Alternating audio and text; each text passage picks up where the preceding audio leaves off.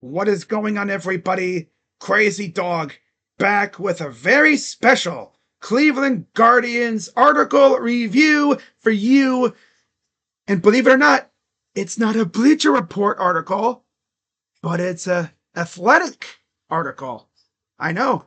I usually do only Bleacher Report article reviews, but today I was scouring the web and I found an article from The Athletic, courtesy of Jim Bowden, that talks about MLB trade targets to address the biggest need for each contending team.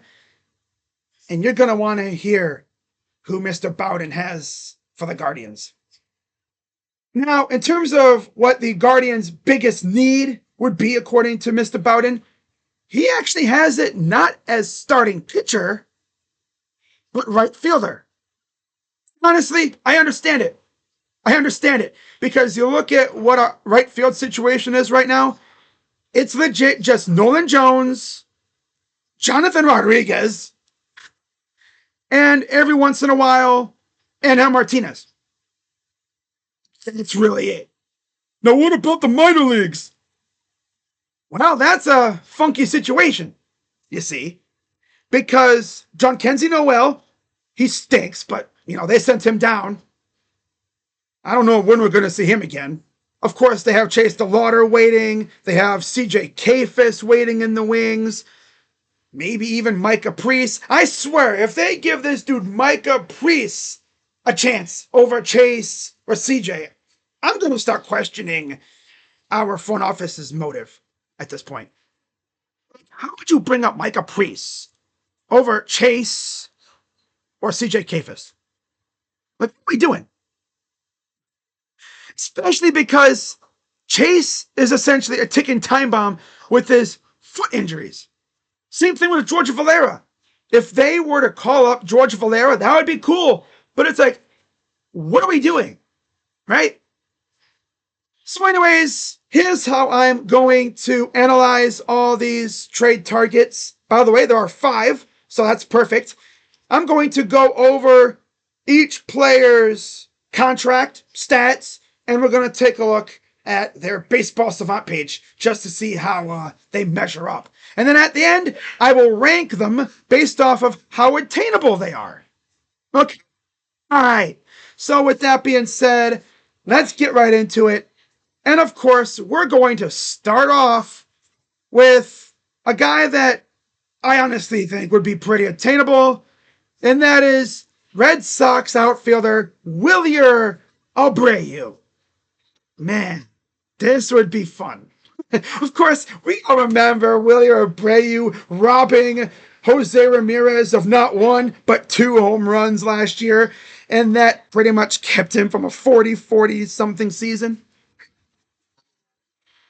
Now, the thing is, though, would the Red Sox actually trade him?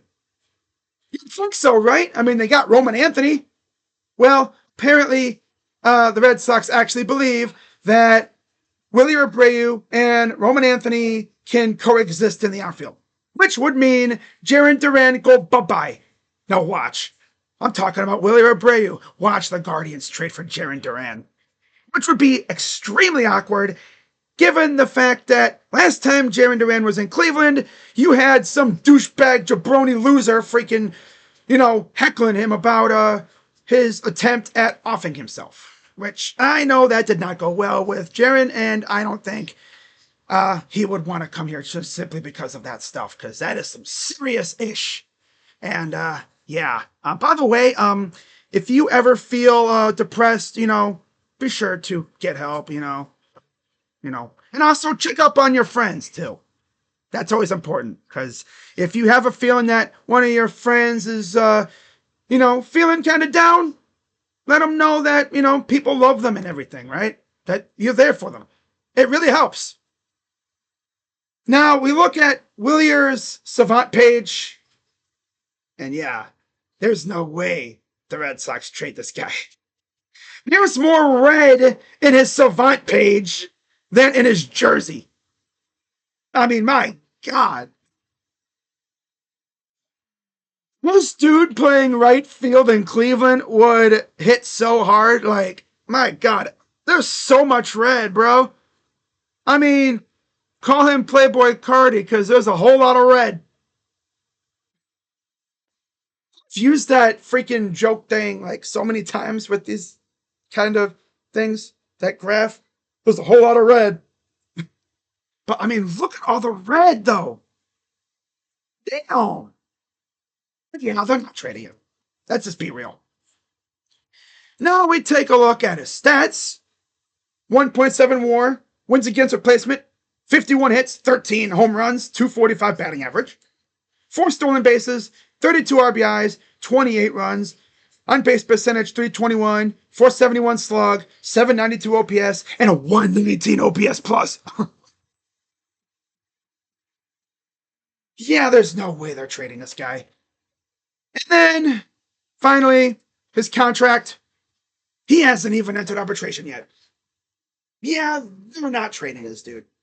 They're going to find a way to get him to work with Roman Anthony and the others. So yeah, Jarren Duran, go bye-bye. Simple as that. Yeah. That's all I'm going to talk about there with that one. Right? There's no way in heck they are trading Willie Abreu. Hell nah.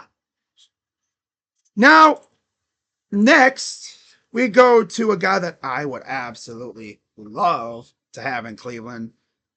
And that is none other than Taylor Ward. A guy that I've kind of wanted the last couple years. But you know the Angels, they're always stingy with this kind of stuff. I mean, in their minds, they are contenders. They're actually trying to make a run at the division, so I don't even know if they trade Taylor Ward. They might add instead of sell. But in the event that they do try to move him, I would love Taylor Ward in Cleveland. You look at his Savant page, and it's like the exact opposite of Willie Abreu. It's a whole lot of blue. And of course, blue means not so good. But there is a good amount of red there. Look at that barrel percentage, which means he squares up the ball really well. Now, of course, playing in LA with the Angels, you have that cheesy little, like lower right field wall where you can hit home runs off the out of town scoreboard. One of the only areas that I know that actually has that kind of thing, right? They actually used to have the yellow line above the out of town scoreboard. But now you could hit a homer just by doinking it off the freaking scoreboard. I don't know why they did that. Like, come on, you're supposed to make it harder for guys to hit home runs. I get it. It makes it easier for your dudes, but, doesn't change for the opponents, right? So, yeah. I don't know why they did that, but hey, it is what it is, right? Now we take a look at his stats. 0.5 WAR, 52 hits, 18 bombs, 204 batting average, 38 runs, 46 RBIs, 1 stolen base, 260 on base percentage. Okay, OPS of 730, slug of 471, OPS plus of 101. Too bad. You look at his contract. Let me move this down, actually. Hold up. There we go. Yeah, he's only got really, one more year of arbitration? And then that's it? After this year? Yeah, I don't know if they're going to trade him. But I wouldn't be mad if they did. Especially to the Guardians. Knowing our luck, he'll get traded, but not to us. He'll go to the Royals or the Tigers or something. And he'll continue to torment us. Oh, man. Now, the next guy I'm going to talk about is Bryan Reynolds. I'm not even going to get into his stats and stuff. Oh, what is that? My dude is signed until 2031. Grading for Bryan Reynolds would essentially mean chase the lottery and then go bye-bye because they're already not playing. I mean, who is Chase the Lottery? Let me look real quick. It's probably, let me take a look how old he is. He was drafted in 2022, and he's already dealing with injuries. He's 23. Do the math, right? We're talking about a dude who was born October 8th, 2001. He's 23 years old. Okay, he'll be turning 24. Yeah, this is not going to happen. My dude would be well into his 30s going into the 2031 season. No, that's not going to happen. Not going to happen. Because if you trade for Brian Reynolds, that means, well, there's your right fielder for the foreseeable future. Although that would mean that you would be able to trade a guy like Chase DeLauder to maybe acquire a better piece for your pitching staff or something. I don't know. That would open things up for your right field prospects. You know, you could trade some guys. But again, I don't see Brian Reynolds going anywhere. The Pirates would be dumb to do this. I mean, God, he's essentially a franchise cornerstone at this point. And again, it is the Pirates. So I'm not even going to get into everything. Just know that he is signed long term, and they're not going to trade him. I doubt it. It would take a freaking king's ransom offer to get him. But I mean, if the Guardians wanted to secure the right field spot for the foreseeable future, I'd say go for it. But they're not going to do that. All right, moving on to a guy that I honestly would not mind getting, but I don't think it'll happen, and that is Adolis Garcia. Okay. We take a look at his Savant page, and oh my God. I mean, they say this dude has a cannon for an arm. Look at that freaking fielding part of his Savant page. Arm strength, elite, range, amazing. Means this dude can track down a fly ball and then gun you down from like the wall. This dude could heave it from the freaking base of the wall and get you out at home plate. My God. Look at the average exit velo. Meaning he whacks the crap out of the ball. Now, look at the blue. Walk percentage stinks. K percentage, nah. Means he strikes out quite a bit and he doesn't walk a lot. Whiff percentage, not great. Chase percentage stinks, which means he chases a lot, he strikes out a lot, he whiffs a lot. Yeah, but when he does make contact, the ball mainly goes out of the yard, or it goes very far. Ball go far. And you look at his stats, 1.1 WAR, 7 home runs, 216 batting average, 19 runs, 30 RBI, 7 stolen bases, 79 OPS plus. Oh, 627 OPS, 369 slug. Okay. This seems like very Guardians-esque stats, but again, I don't know if he'll get traded. And then his contract, well, he's got one more year of arbitration in 2026, and then he'll be a free agent. I don't know if the Guardians do this. They did this kind of thing with Lane Thomas, and look how that went. Now, the thing about Adolis, he has like power out the wazoo compared to Lane. I just don't know if this will work. I don't think it'll happen. Now, Jim Bowden actually says that it could, but he's probably expensive in terms of prospects. So this probably wouldn't happen. Especially with how stingy the Guardians can be with prospects. And then the final name that was mentioned in the article is Jesus Sanchez from the Miami Marlins. You look at his Savant page, and honestly, it's middle of the pack, you know. Good arm strength, but not good range. Arm value's kind of you know. He does walk a lot, though, which is good. His bat speed is crazy. And his exit velo, do with that bat speed. Of course, ball go far again, you know. His X-WOBA, whatever that is, you know, it's pretty good. But his value, not the greatest. This guy just screams Guardian. Looking at his stats, 0.1 WAR, 44 hits, 5 dongs, 259 batting average, 19 runs, 26 RBI, 7 stolen bases, 337 on base, 394 slug, 101 OPS plus. This guy just screams Guardian, honestly. That's probably why Jim Bowden picked Jesus as the most likely target of the 5 for the Guardians in this article. And his contract is actually not bad either. It would essentially be the Lane Thomas thing again. 2 more years of arbitration, so we'd have him for 2.5 years, and you'd be set in right field for a while. Just long enough to see what you got in Chase DeLauder, right? Because you know how they're going to be with him. They're gonna leave him in AAA forever if they have to. I don't know why they haven't brought him up yet. I mean, my God, dude, how long are you going to wait? Going to wait until he gets hurt again?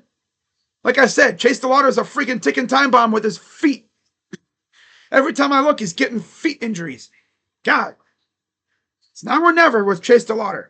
You either bring him up or you trade him. Right? It's the way that is. Now, if it was up to me, the guy I would want is probably Taylor Ward or Willie Abreu. Now, with that being said, knowing the Guardians, they're going to go after a guy like Cedric Mullins. Honestly, wouldn't be bad. I'd be down with that. Right? I'd be down with that Cedric Mullins. But who knows what the Guardians are going to do? I'm even going to be in the running by the end of July to make a move. Right? I mean, last year you could just get the sense that the Guardians were trying to stay competitive because they were making moves left and right. This year it just seems like they're content with whatever. Whatever happens, happens. Hey, we'll see where we are in July. We're just going to sit here and let this roster do whatever. You know, we're not going to make any moves. We're not going to bring guys up or send guys down. Man, it took them forever to send Junk down. We've been calling for them to send him down for weeks. Will Wilson got sent down and he immediately has a 2-homer game. Ay, man. I tell you. I just hope Lane Thomas doesn't get hurt again and again and again, because it's already, what now, 3 stints on the IL for him? 2 or 3? He had the 1 to start the year. And then he hurt his wrist. That's 2. And then he had his 3rd for plantar fasciitis. At least he hit a homer yesterday. Now, if I had to rank the potential trade targets for the Guardians, it's kind of tough, right? Because I think we could easily acquire any of these guys. But as you see, I ranked them Guardian or Nah. Number 5 is the least likely guy to become a Guardian, and number 1 is practically a Guardian already. Now, coming in at number 5, I have Brian Reynolds. You already know why. His contract. He's signed through 2031. Acquiring him would essentially mean that everyone else that you have in the farm that is slated to play right field better learn a new position or they're not going to play. Right? Because I don't think you're going to platoon a guy who's signed through 2031. Although that would mean we'd have good security on the corner outfield spot if and when we sign Stephen Kwan, which I know that's coming. Stephen Kwan and Reynolds in the corners. All you'd really need to do is fix the center field spot and you're all set, buddy. Maybe that's where Cedric Mullins comes in. I don't know. But yeah, Brian Reynolds is number 5. Number 4, I got Adolis Garcia. I would love to have Adolis on the team, but the Rangers are kind of on that fringe zone. I don't think they trade him. And like Jim Bowden said in the article, by the way, article will be linked down below for you guys that want to look at it. Maybe you're a fan of another team and you want to see the article and to see what they say about your team. It'll be down below in the description. But yeah, Adolis Garcia, great player. I just don't think it'll happen. I think he'll be too expensive, like what Jim Bowden said. Number 3, Willie Abreu from the Red Sox. If they want to trade him, I'd be all for it. But like Mr. Bowden said, I believe they're going to try to make Willie Abreu and Roman Anthony fit in the outfield together So that's probably not going to happen. Number 2, you already know, it's Taylor Ward for me. I've wanted him the last couple of years, but of course the Angels have been stingy, and I don't even know if they're going to be sellers. They might just add instead of sell, and I could see Taylor Ward hanging around there for a while.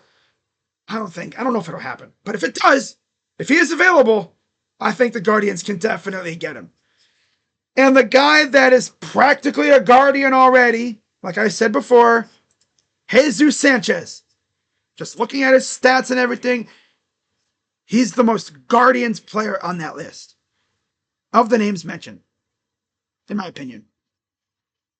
Now, with that being said, the Guardians are either going to A, do nothing at the deadline because they're mid and they don't want to burn prospects for mid, or they'll do some tiny little move that we don't really care about. So yeah, that is pretty much all I have for this one. I was actually thinking about going live for a baseball game, but I'm gonna take the rest of the day off. I kind of need it. Basketball back tomorrow. I'll be live. Pacers and Thunder tomorrow night, and we'll see if the Pacers can put a 3-1 stranglehold on the Thunder. I think it'll be a alternating series. I think it'll be a best of. I think it'll go 7, in my opinion. We'll see. But with that being said, guys, again, there's your list. Let me know what you guys think. And who would you want the Guardians to get out of these names? Let me know in the comments down below. As always, be sure to hit the like button, subscribe, and hit the bell. I'll see you guys tomorrow for Game 4. Thunder Pacers. Yeah, it's going to be fun. Can't wait. Guardians have an off day tonight, too, so no baseball. Yay! I mean, if they played, obviously, I'd probably be streaming, but nah, I'm not going to waste my time. Not streaming baseball today. Taking the day off. But with that being said, I'm Crazy Dog. Let's go Guardians. And don't do anything stupid, Dolan. / Antoinetti. I don't know what they're going to do in terms of the deadline. I have a feeling they're not going to do anything. But we'll see. But yeah, go Guards. I'm Crazy Dog. And I'm out. Bye-bye. Yeah. Oh, by the way, I almost forgot. With July coming up, this is why I say turn on post notifications. Because starting July 1st, NBA free agency kicks off. NHL free agency kicks off.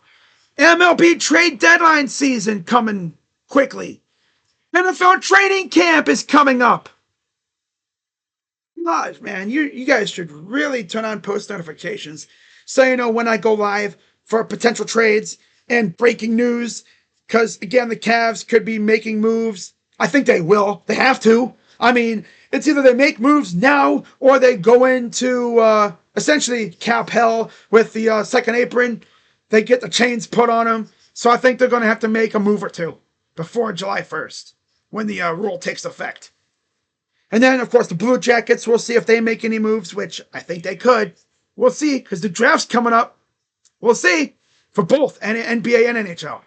Of course, I'll be doing reaction videos for the Cavs draft picks, even though they're second round picks. But, yeah, well, we'll see. That being said, as always, hit the like button, subscribe, hit the bell, turn on notifications. Like I said, you know why. July's coming up. It's going to be a poppin' month. Can't wait. But with that being said, I'm Crazy Dog. Let's go, Guardians. And I'm out. Wow, a rare, 2 or 3 outro video. You just keep going and going and going. Damn. Bye-bye. Yeah, stop before I keep going. You just keep going and going and going.